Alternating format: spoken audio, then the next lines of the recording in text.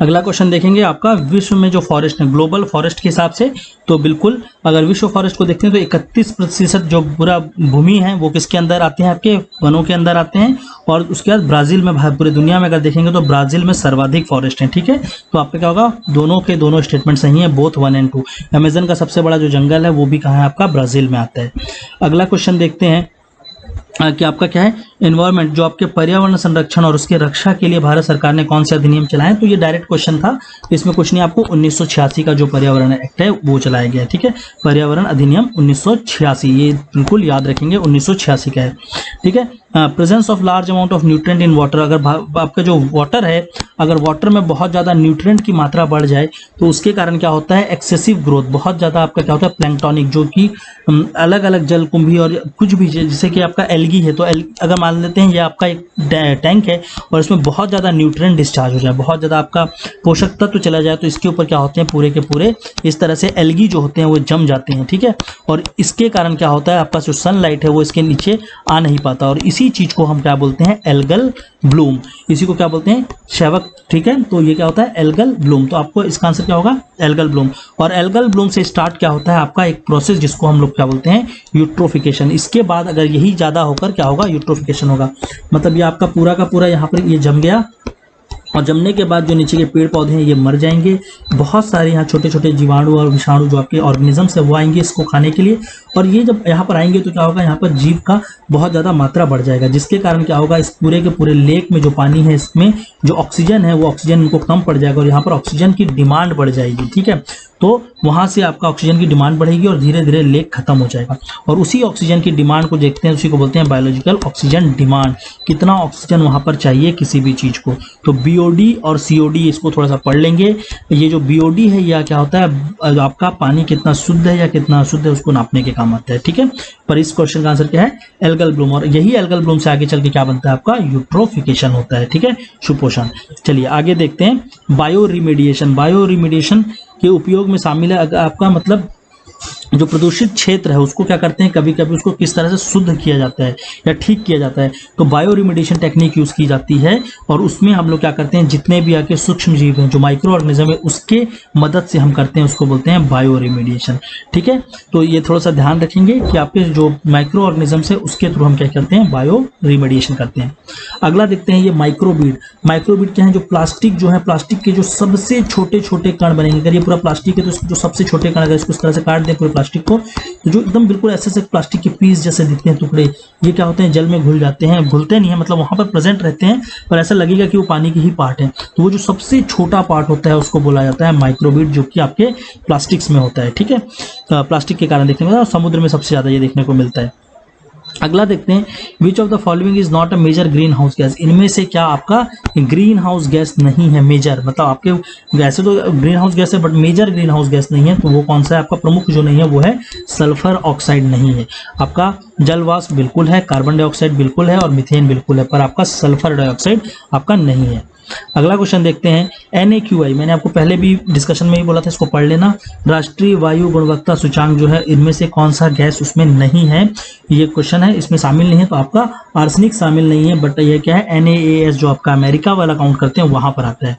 ठीक है, और इसके साथ साथ याद रखेंगे आर्सेनिक तो नहीं है, और कार्बन डाइऑक्साइड, इस चीज को याद रखेंगे, कार्बन डाइऑक्साइड भी जो है आपके NAQI में नहीं है। ठीक है, बाकी सारे के सारे ये टोटल 8 गैसेस हैं, तो वो 8 गैसेस को आप थोड़ा सा सर्च करके पढ़ लेंगे। अगला देखते हैं, सॉइल पॉल्यूशन रिजल्ट्स इन, अगर जो मृदा प्रदूषण है उसका परिणाम, उसके कारण क्या क्या होता है, तो बिल्कुल आपका पोषक तत्व जो नाइट्रोजन फिक्सेशन कम हो जाएगा। ठीक है, उसके बाद कम नाइट्रोजन का निर्धारण होगा, जैव अवर्धन मतलब आपका बायोमैग्निफिकेशन। बायोमैग्निफिकेशन क्या होता है, 2 चीजें होती है, देखिए अगर ये ट्रॉपिक लेवल है, ठीक है, जैसे समझते हैं, तो ये क्या है, एक लेवल से दूसरे, तो प्रोड्यूसर लेवल में जब पहली बार कोई भी प्रदूषक आता है आपका प्रोड्यूसर, ये इस लेवल में यहाँ पे क्या आएगा, प्रदूषक आ रहा है, पॉल्यूटेंट, तो जब पहली बार आपका प्रदूषक आके यहाँ जमा होता है उसको क्या बोलते हैं, बायो एक्यूमुलेशन, पहली बार आता है। पर यही क्या होता है, यहाँ पर से इसको कुछ लोग, जैसे यहाँ पेड़ पौधे या कुछ भी जीव है, तो वो उसको खाएगा या उसके अंदर चला जाएगा, फिर वो क्या होगा, ऊपर लेवल में चला जाएगा, फिर वो ऊपर लेवल में चला जाएगा, फिर वो ऊपर लेवल में चला जाएगा, क्योंकि वो घुलेगा नहीं। ठीक है, और सॉल्युबल नहीं होने के कारण तो इसी चीज को समझेंगे कि आपको पहले लेवल पे आता है, अगर इस ट्रॉपिक लेवल के जो फर्स्ट लेवल में आता है तो बायो एक्यूमुलेशन होता है, और जैसे जैसे वो ऊपर जाता है तो उसी को क्या बोलते हैं, बायो मैग्निफिकेशन। ठीक है, तो बायो मैग्निफिकेशन बिल्कुल होगा, इकोलॉजिकल इम्बैलेंसेस बिल्कुल होगा, और डिक्रीज सैलिनिटी, आपका लवणता की कमी होगी तो नहीं, आपका क्या होगा, सॉइल पोल्यूशन से जो सैलिनिटी है वो क्या होगी, बढ़ जाएगी, ना कि कम होगी। ठीक है, तो आपका आंसर क्या होना चाहिए, सॉरी इसका आपका नीचे इस पे लगानी है, तो आपको अगर इसमें से हम लोग देखते हैं तो आपका आंसर क्या होगा, ये बिल्कुल होगा, ये भी बिल्कुल होगा, और आपका ये भी तीनों तो आपका क्या होगा 1, 2 एंड 3, तो ये वाला जो ऑप्शन रहा होगा 1, 2, 3 वो इसका आंसर होगा, आपका डिक्रीज सैलिनिटी नहीं होगा। ठीक है, तो ये आपका क्वेश्चन नंबर 59 था। 60 से हम लोग आपका अगले वाले वीडियो में देखते हैं।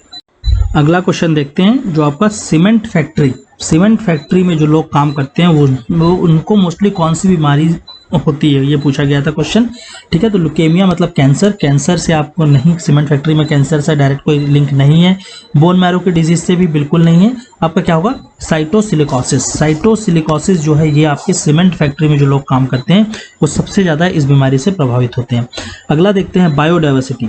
ठीक है, आपका जो जैव विविधता है उसके बारे में पूछा गया था कि जैव विविधता किस तरह से आपकी चेंजेस होती है। ठीक है, तो अगर आपका ये पूरे के पूरे अर्थ को देखेंगे तो ये बीच में आपकी क्या होती है, भूमध्य रेखा, इक्वेटर, और इक्वेटर से ऊपर, तो इक्वेटर में यहाँ पर जो एरिया, यहाँ पर क्या है, टेम्परेचर भी ज़्यादा है, रेनफॉल भी ज़्यादा, तो सबसे ज़्यादा यहाँ पर क्या होगी, जैव विविधता देखने को मिलेगी, क्योंकि अगर जहाँ पर अच्छा टेम्परेचर और रेनफॉल है वहाँ पर फॉरेस्ट टाइप बहुत अच्छे से डेवलप होगा, और जैसे जैसे हम ऊपर जाएंगे तो आपका क्या होगा, जैव विविधता कम होगी, तो आपका क्या है, इंक्रीजेस टुवर्ड द इक्वेटर। हमने क्वेश्चन क्या पूछा था, जिस तरह से आप भूमध्य रेखा की ओर आएंगे ऐसे तो यहाँ पे क्या होगा, बढ़ते जाएगा, तो ऊपर से अगर नीचे आएंगे तो आपकी जैव विविधता बढ़ती जाएगी, तो आंसर क्या होगा, आपका ए होगा। ठीक है, तो इस पर्टिकुलर क्वेश्चन को इस तरह से समझ के अप्लाई करेंगे अपने ब्रेन को, बिल्कुल ऐसा नहीं कि कहीं पढ़े नहीं है, याद नहीं आ रहा है, भागना नहीं है, उसको अप्लाई करना है। ठीक है, अगला देखते हैं बायो टॉयलेट। जो आपका बायो टॉयलेट अभी बहुत ज़्यादा मूवमेंट भी चला हुआ है, रेलवे ने भी सारा लगाया हुआ है, तो वहाँ पर किस चीज़ का इस्तेमाल होता है बायो टॉयलेट में, तो वो क्या है, आपका एनारोबिक बैक्टीरिया, वहाँ पर आपका बैक्टीरिया का इस्तेमाल होता है। ठीक है, तो प्लीज़ याद रखेंगे। और जो ई कोली है ये आपके ह्यूमन बॉडी में ये बैक्टीरिया प्रेजेंट होता है, ह्यूमन बॉडी में सिर्फ एक बैक्टीरिया प्रेजेंट होता है जिसको बोलते हैं ई कोली, तो ये भी एक चीज इंपॉर्टेंट फैक्ट है, इसको भी ध्यान रखेंगे। ठीक है, मानव शरीर में कौन सा होता है, तो ई कोली होता है, और आपका बायो टॉयलेट में जो यूज होता है उसको बोलते हैं एनारोबिक बैक्टीरिया। अगला क्वेश्चन 63, बायो एक्यूमुलेशन मतलब आपका वही मैंने आपको पहले बताया था कि अगर मान लेते हैं यहाँ पर छोटी छोटी मछलियां हैं और इसको फिर क्या हो रहा है, एक ह्यूमन बीइंग खाएगा, ऐसा मान के चलते हैं। ठीक है, यहाँ एक मानव है, इस मछली को वो खाएगा, तो अगर बायो एक्यूमुलेशन की बात करें, सपोज करते हैं यहाँ पर प्लास्टिक या कुछ भी है जिसको मछली ने खाया, तो ये क्योंकि पानी में सॉल्युबल नहीं था तो ये मछली के पेट में ही रह गया और उसको फिर मानव ने खाया। ठीक है, तो जब वो सबसे पहली बार इस जगह में आया तो उसको क्या बोलते हैं, बायो एक्यूमुलेशन, मतलब प्रदूषक पहली बार पहले लेवल में जमा हो रहा है, और जैसे जैसे उसको कोई खा रहा है या ऊपर लेवल में जा रहा है तो वो क्या हो रहा है, ऊपर देखने लग रहा है, जैसे मैग्निफिकेशन होता है ये, फिर उसके ऊपर, फिर उसके ऊपर, तो वो क्या हो रहा है, धीरे धीरे बढ़ता जा रहा है ऊपर जाते जाते। ठीक है, तो यहाँ पर क्या होगा, मानव उसको खाएगा तो वो बायो मैग्नीफाइड होगा। ठीक है, तो आपका क्या होगा, दोनों स्टेटमेंट यहाँ पर सही थे आपका, और आंसर क्या होगा, सी होगा। ठीक है, जैव संचय हो या जैव अवर्धन हो, संचय में क्या हो रहा है, पहली बार प्रदूषक एंटर किया है फूड चेन पे, और आपका जो अवर्धन है उसमें क्या हो रहा है, धीरे धीरे वो ऊपर की ओर जा रहा है और वो बढ़ते जा रहा है। ठीक है, यहाँ पर ये थोड़ा सा गलत लिखा हुआ था, इसको थोड़ा सा देख लेंगे, ट्रॉपिक लेवल है यहाँ पर। ठीक है, मतलब आपका जो फूड चेन इस तरह से बनाते हैं हम लोग 10% रूल के हिसाब से, तो उसके हिसाब से पूछा गया था।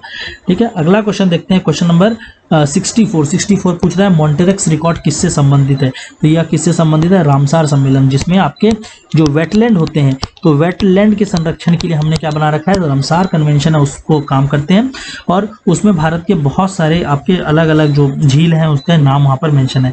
तो अभी तक अगर भारत के टोटल तीन जो थे उनको मॉन्टेरेक्स रिकॉर्ड में रखा गया था, जिसमें से एक अब हट चुका है जिसको बोलते हैं चिल्का लेक, तो चिल्का लेक अभी नहीं है, बाकी 2 ही बचे हैं मॉन्टेरेक्स रिकॉर्ड में, प्लीज उसके नाम खोज के आप देखेंगे।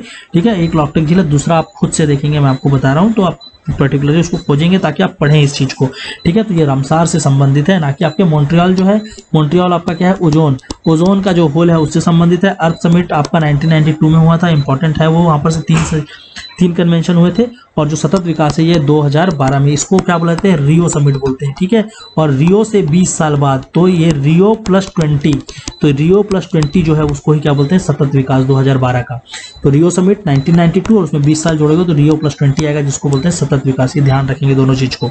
अगला देखते हैं इन सारे स्टेट्स को आपको क्या करना है, जमाना था आपके टाइगर के मतलब जो बाघों की जनसंख्या के हिसाब से, तो बाघ जनगणना के हिसाब से ही क्वेश्चन डायरेक्ट था। इसका आंसर डी है। सबसे ज्यादा मध्य प्रदेश में है, उसके बाद आपका कर्नाटक में है, उसके बाद उत्तराखंड में, और उसके बाद आपका आंध्र प्रदेश में। तो ये चारों को इस तरह से अरेंज करके देख लेंगे आप लोग। अगला क्वेश्चन की ओर मूव करते हैं। चेरनोबिल, जो चेरनोबिल का जो डिजास्टर है बहुत इंपॉर्टेंट है, ये जो आपदा है, तो ये अक्सर पूछा जाता है क्वेश्चन में। ये किससे संबंधित है? आपका न्यूक्लियर रेडिएशन से 1986 में हुआ था, ये 1986 में। ये पिछले बार फॉरेस्ट में क्वेश्चन पूछा गया था, ठीक है, तो इसको ध्यान रखेंगे। अगला देखते हैं, pyrolysis is a technique use for treating. जो पायरोलिसिस मतलब पायरो मतलब होता है आग, और आग जनी की आग में रख के उसको जलाते हैं क्या? जब आपका ऑर्गेनिक वेस्ट है, जो जैविक कचरा है, जैविक कचरे को खत्म करने के लिए हम क्या करते हैं, उसको आग से जलाते हैं, जिसको बोलते हैं पायरोलिसिस, ठीक है, ऑर्गेनिक वेस्ट के लिए।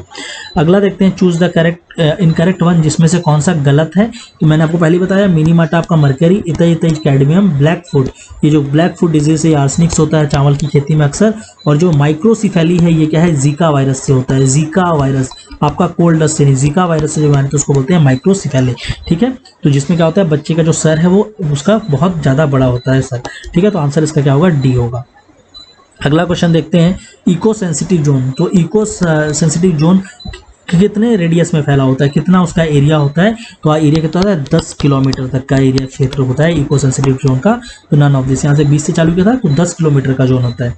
अगला देखते हैं हम लोग, जो आपका जर्म प्लाज्म है, जर्म प्लाज्म को किसके द्वारा संरक्षित किया जाता है? जैसे कि आपके मोस्टली ह्यूमन जो आपका जर्म होते हैं उसको भी स्टोर करते हैं, ठीक है। तो क्या होता है, आपका क्या होता है, क्रायो प्रिजर्वेशन होता है। मतलब आपका -180 डिग्री में जो आपके लिक्विड नाइट्रोजन होते हैं, हाइड्रोजन, उस पर रखा जाता है और इसको प्रिजर्व किया जाता है, क्रायो प्रिजर्वेशन, ठीक है। तो क्रायो प्रिजर्वेशन से आपका क्या होता है, जर्म प्लाज्म को प्रिजर्व किया जाता है। अगला देखते हैं, आची बायोडायवर्सिटी टारगेट किससे संबंधित है? ये भी क्वेश्चन इंपॉर्टेंट है क्योंकि इस साल ये टारगेट भी खत्म हो रहा है, जो कि आपका नगोया और ये जो आपके जैव विविधता, या क्या होता है, UNCBD, United nation convention on biological diversity, CBD जो है, तो ये बायोलॉजिकल डाइवर्सिटी का जो कन्वेंशन ये खत्म हुआ है, अभी होने वाला है 2020 में, और उससे जो संबंधित टारगेट था उसी को बोलते थे आची टारगेट। और ये CBD से संबंधित दो इंपॉर्टेंट कन्वेंशन है, एक का नाम है नगोया और एक का नाम है कार्टेजिना, ठीक है। तो Nagoya protocol, Cartagena protocol, UNCBD और आपको आची टारगेट, चारों को याद रखना पड़ेगा क्योंकि ये इस साल खत्म हो रहे हैं, ठीक है। और ये सारे के सारे जैव विविधता से संबंधित है। अगला रेड प्लस, आपका पहले रेड आया था, बाद में रेड प्लस आया, तो रेड प्लस किससे संबंधित है? तो इसका आंसर क्या होगा? डी होगा, एफॉरेस्टेशन, बायोडाइवर्सिटी का और आपका कंजर्वेशन, ठीक है। आपका यहाँ पर लिखा है डिफॉरेस्टेशन, एफॉरेस्टेशन, ये दोनों से संबंधित नहीं होता, आपका फॉरेस्टेशन ही से ही संबंधित है। वन कटाई के बारे में कहीं भी नहीं बोला गया है, पर कहीं पर अगर वन काटे गए हैं तो उस जगह में वन उगाने की बात हमेशा हुई है, ठीक है। तो इसका आंसर डी होगा, जहां पर हम लोग एफॉरेस्टेशन और बायोडाइवर्सिटी कंजर्वेशन दोनों के दोनों को देखेंगे, ठीक है, जैव विविधता संरक्षण को। अगला क्वेश्चन जो है वो क्या है, लैंड डिग्रेडेशन, भूमि क्षरण के निपटारे के लिए कौन सा वाला इसमें से कन्वेंशन? तो वो क्या है, United Nation framework convention to combat desertification से जुड़ने के लिए, UNCCD। ये इसलिए इंपॉर्टेंट है क्योंकि इसका जो 14वां कन्वेंशन है वो इस साल भारत के नोएडा में हुआ था, और यहाँ पर भारत में जो पर्टिकुलर गवर्नमेंट ऑफ इंडिया ने यहाँ पर बोला 26 मिलियन हेक्टेयर, याद रखेंगे इस पर्टिकुलर फिगर को, 26 मिलियन हेक्टेयर जो जमीन ऐसी है जो उपजाऊ नहीं है, जो कृषि योग्य नहीं है, जो क्या हो चुकी हैं, खराब हो चुके हैं, उसको हम क्या करेंगे, फिर से ठीक करेंगे। ये भारत सरकार ने प्रॉमिस किया, तो इस पर्टिकुलर चीज को थोड़ा सा ध्यान रखिए।